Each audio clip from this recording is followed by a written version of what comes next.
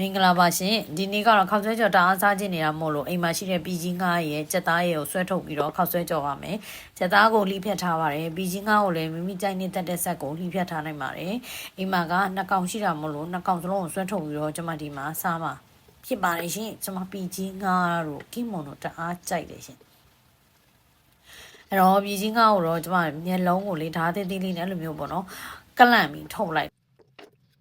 ခောက်ဆွဲကတော့ညီမလေးမမိုးရေးကျေးဇူးပါသူပေးတာပါခောက်ဆွဲကတော့ကျဲတစိမ့်ခောက်ဆွဲကိုတထုပ်လုံးကျွန်မပြုတ်လိုက်ပါတယ်လှီးထားတဲ့ကြက်သွန်နီခေါ်ပြီးဥနီနောက်ပြီးတော့ပထမလှီးထားတဲ့အသားတွေဒါကတော့ပြင်ဆင်ထားတာပါနော်ခောက်ဆွဲကိုတော့ကျွန်မကပပွက်ဆူလာနဲ့အကြိုက်မစအောင်နော်နည်းနည်းလေးပြော့တာနဲ့ကျွန်မဒီမှာရေအေးနဲ့တစ်ခါတည်းဆေးချလိုက်တယ်ဘာလို့လဲဆိုတော့ကဒီခောက်ဆွဲကလေ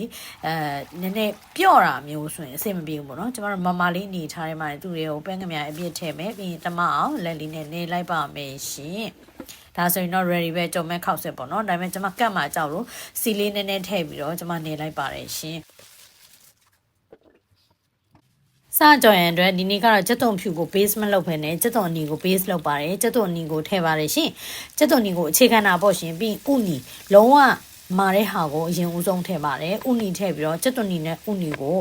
ထည့်ပြီးရဲ့နောက်ပိုင်းမှာကျွန်မကြက်သားလေးမာတဲ့ညာပေါ့နော်ကြက်သားလေးထည့်တယ်ကြက်သွန်နီရဲ့ကြက်သားရဲ့ဥနီရဲ့လုံးဝနည်းနည်းပြော့လာတဲ့အချိန်မှာကော်ဖီထည့်မယ်နော်9မိနစ်10မိနစ်လောက်မှကော်ဖီထည့်မယ်ပြီးတော့ပြည်ကြီးငါးလှီးဖြတ်ထားထည့်တယ်စားလေးနဲ့ငယ်တောက်ထည့်တယ်ရှင်စားကိုတော့လေအတိရထင်ထည့်ပါအရသာအချို့အတွက်ကိုတော့ကျွန်မဒီမှာ QC ထည့်ပါတယ်ရှင်ခောက်ဆွဲတဲ့ကိုစားထည့်ရင်လိုတာထက်ပုံငံတက်တယ်ဒါကြောင့်မို့အတိရထည့်ပဲစားထည့်ပါနော်ပြီးတော့ရင်ဒါကကျွန်မပြုတ်ထားတယ်အစင်သစ်ပြင်လာတော့ကျွန်မရဲ့ခောက်ဆွဲလေးတွေပါရှင်ဒီခောက်ဆွဲလေးတွေကိုသူ့တွေကိုထည့်ပြီးတော့ကျွန်မမှွေပါတယ်အရသာကတော့ကြက်သားမုတ်ထည့်မယ်ကိုကတကြားကြရင်တကြားထည့်လို့ရတယ်ပဲငမြာကြီးအကျဲကိုမှကျွန်မအစိမ့်ဘက်သုံးတယ်စိမ့်ဘက်ရဲ့အရသာပိုချိုးတယ်မတူဘူးနော်သူကလေရိုးရိုးပဲငမြာကြီးနဲ့အနံ့လည်းမတူ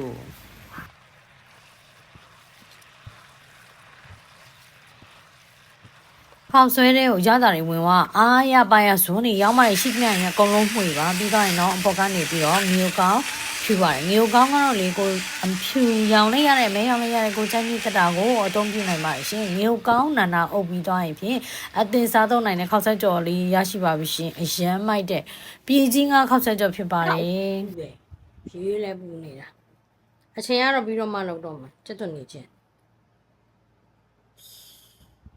ကင်းမော်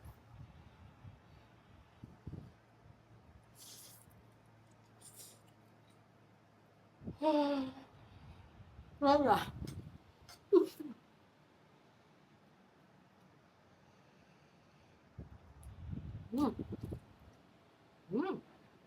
ရမ်းရှက်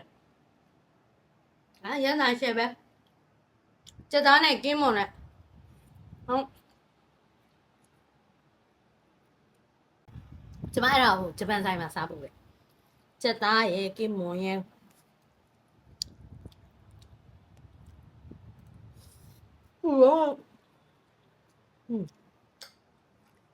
လောက်စားကြည့်ပါနော် thank you ပါ